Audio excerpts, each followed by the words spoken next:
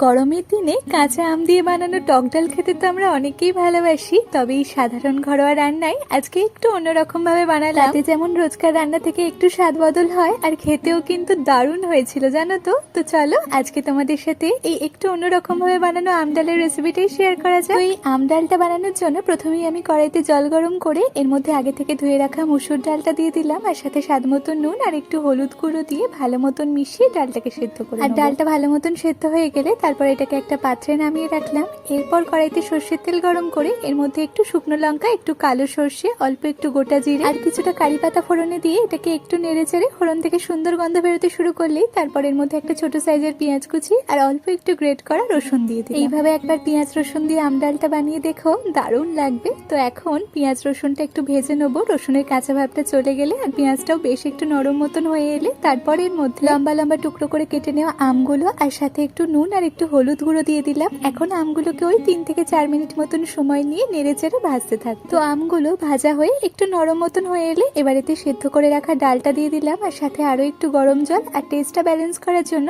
একদম অল্প একটু চিনি দিয়ে সবটা একবার ভালো মতন মিশিয়ে নিলাম। এখন কড়াই ঢাকা দিয়ে এটাকে আরো একটু সময় নিয়ে ফুটিয়ে নেবো। তো আমগুলো ভালো মতন সেদ্ধ হয়ে গেলে আর ডালটাও একটু ঘন মতন হয়ে এলে শেষে কড়াইয়ের ঢাকা খুলে ডালের মধ্যে থেকেই কয়েকটা সেদ্ধ আম তুলে এগুলোকে একটু ম্যাশ করে দিলাম। তো ব্যাস, তাহলেই আমাদের আম ডাল একদম রেডি। তাহলে আমার আজকের রেসিপি অনুযায়ী একবার বাড়িতে আম ডালটা বানিয়ে দেখো, আশা করছি সবার খুব ভালো লাগবে। আর আমি এই আম ডালের সাথে খাওয়ার জন্য বানিয়েছিলাম বিহারি স্টাইল স্পাইসি আলু ভুজিয়া, গরম ভাতের সাথে আম ডাল। আর এই আলু ভুজিয়া খেতে কিন্তু ভীষণ ভালো লেগেছে। তো এই আলু ভুজিয়া রেসিপিটা কাল তোমাদের সাথে শেয়ার করে দেবো। তাহলে আজকের মতন এইটুকুই, টাটা।